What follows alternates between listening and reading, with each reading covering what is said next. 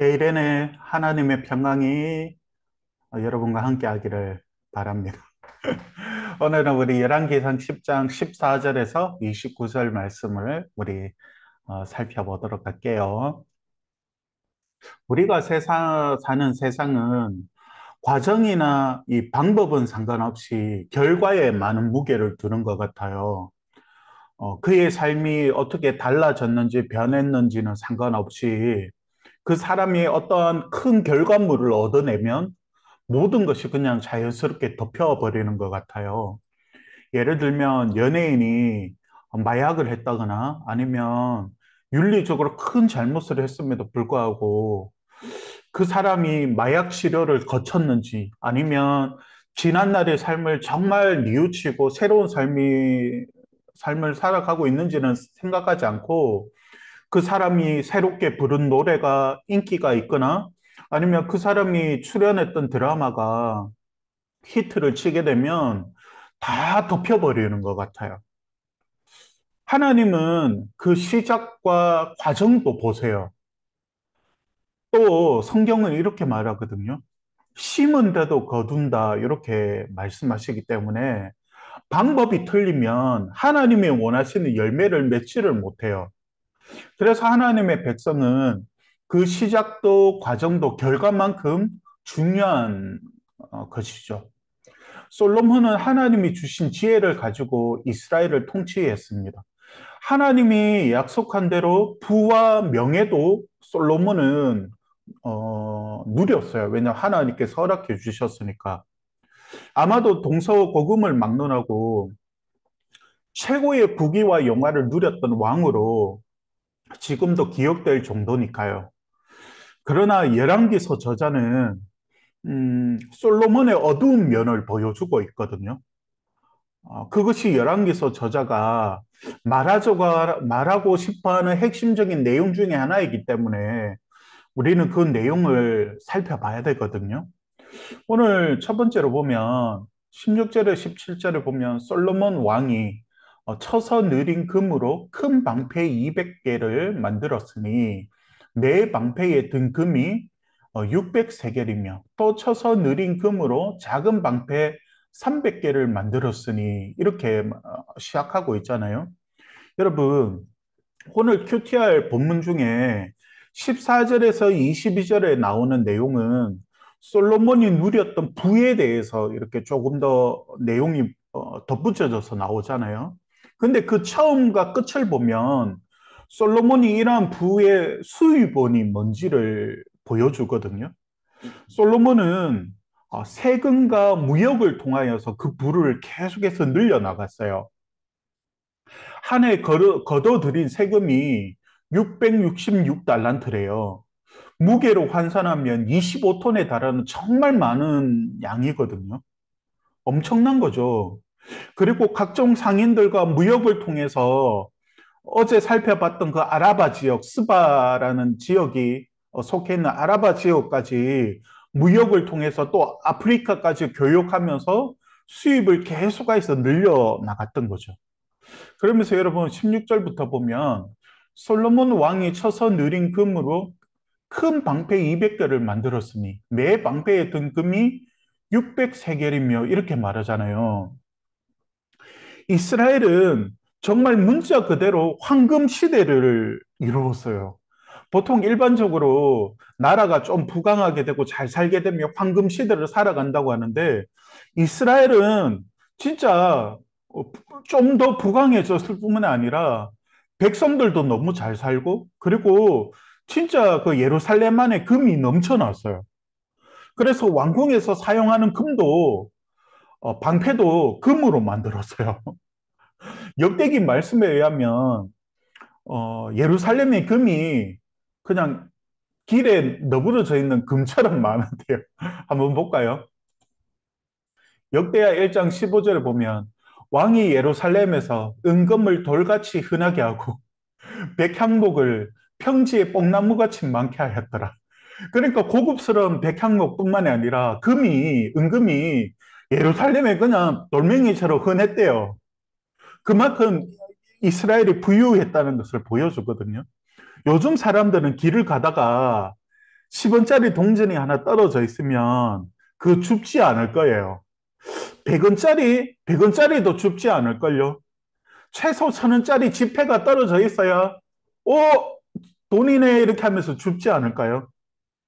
근데 한 50년 전으로 우리나라도 거슬러 올라간다면 아마 10원짜리도 귀중하게 다룰걸요. 솔로몬 시대에는 금이 흔한 것이었어요. 이건 솔로몬만 누렸던 게 아니고 이스라엘 전체가 이 풍요로움을 누렸다고요. 그런데 우리는 여기에서 진지하게 질문할 거 있는데 하나님이 정말 기뻐하셨을까라는 질문이거든요.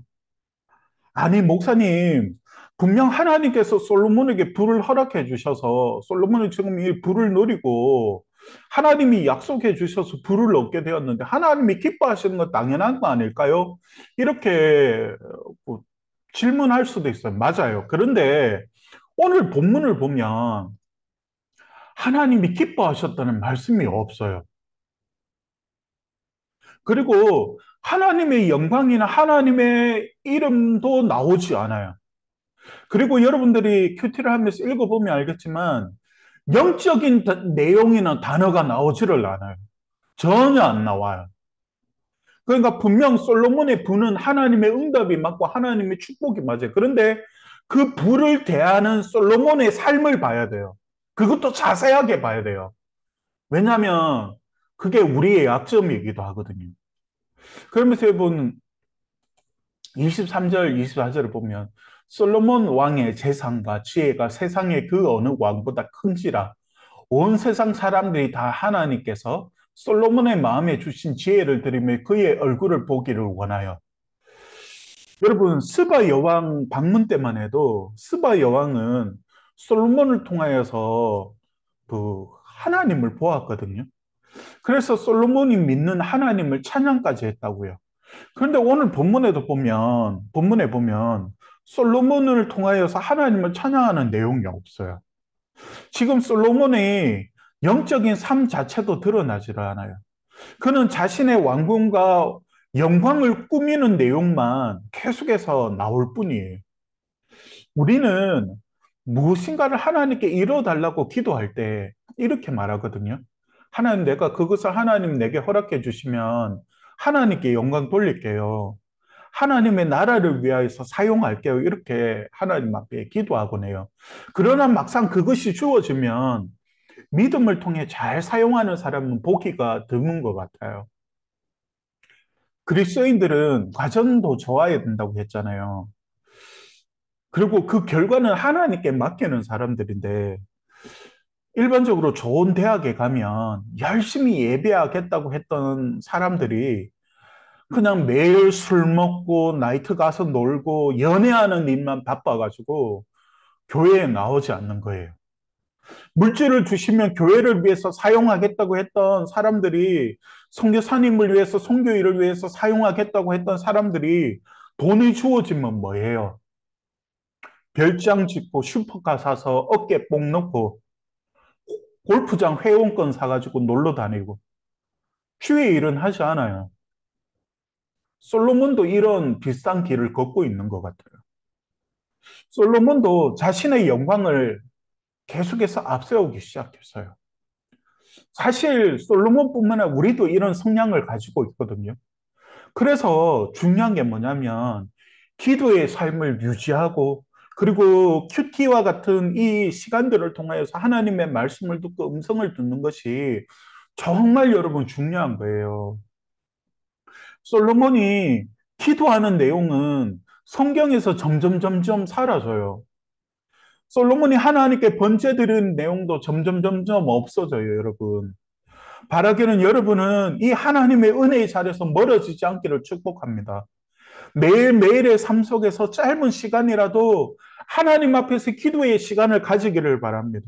그래서 그 시간을 통해 하나님의 임재를 경험하기를 축복합니다. 그리고 어렵지만 성경을 매일 읽으면서 하나님이 원하시는 삶이 무엇인가를 바라봤으면 좋겠고 하나님이 바라보실 때 죄가 무엇인가를 확인하는 삶이 되었으면 좋겠어요. 그래서 여러분의 삶에 브레이크가 걸리기를 바랍니다. 내 마음대로 살고 싶어 하고 내 욕망을 따라 살아가는 그 삶에 기도를 통하여서 하나님의 말씀을 통하여서 브레이크가 걸리길 바랍니다. 이게 정말 축복된 삶이에요. 그러면서 여러분 26절에 보면 솔로몬이 병거와 마병을 모으며 병거가 1,400대요. 마병이 12,000명이라. 병거성에도 두고 예루살렘 왕에게도 두었으며라고 말하고 있어요. 여러분 신명기 17장에 보면 하나님께서 이스라엘 왕들에게 하지 말라고 했는 내용들의 말씀이 나오거든요. 거기에 보면 여러분 이런 말씀이 있어요. 16절, 17절에 보면 그는 병마를 많이 두지 말 것이요. 병마를 많이 얻으려고 그 백성을 애굽으로 돌아가게 하지 말 것이니라고 했는데 오늘 솔로몬은 애국과 교육하면서 이 병거를 늘려가요. 그리고 여러분 17절에 보면 이런 말씀이 있어요. 그에게 아내를 많이 두어 그의 마음이 미혹되게 하지 말 것이며 또 자기를 위하여 은금을 많이 쓰지 말 것이니라 이렇게 되어 있어요. 그런데 이걸 솔로몬이 다 해요.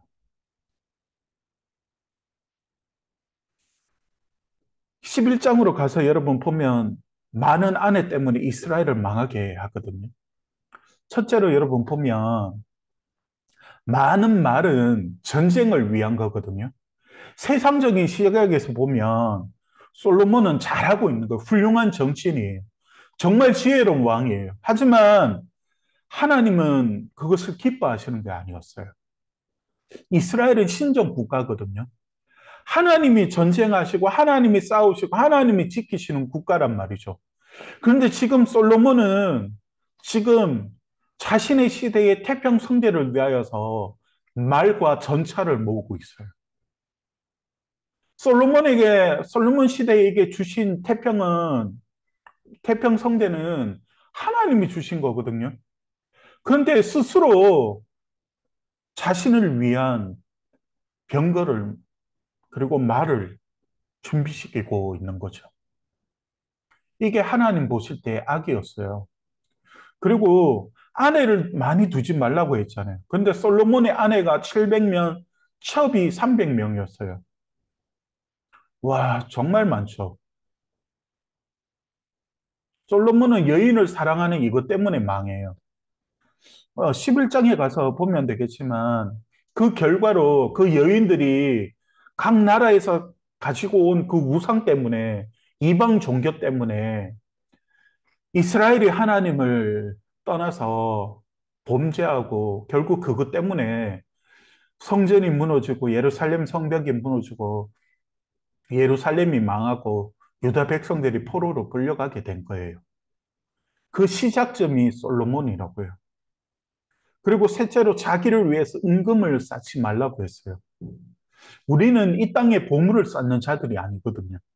우리는 이 땅에 미련을 두고 사는 자들이 아니기 때문에 하나님이 이 땅에 은금을 쌓지 말라고 하셨어요. 하나님이 내게 주시는 물질은 하나님 나라를 위하여서 잠시 내게 청지기로 맡겨주신 거거든요. 그런데 그걸 내 것으로 여기고 부를 쌓는 거예요.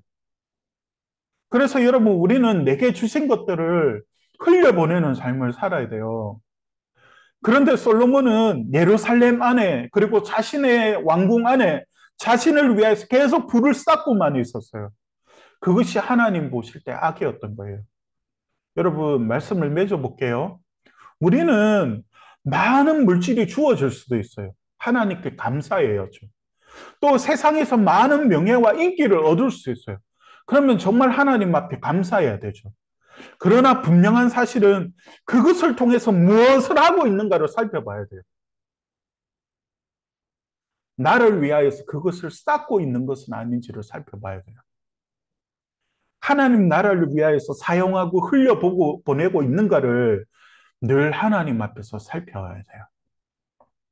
바라기는 하나님 앞에서 여러분의 삶이 마지막까지 솔로몬처럼 변질되지 않고 열매 맺어 나가는 그러한 여러분의 삶이 되기를 주의 이름으로 축복합니다.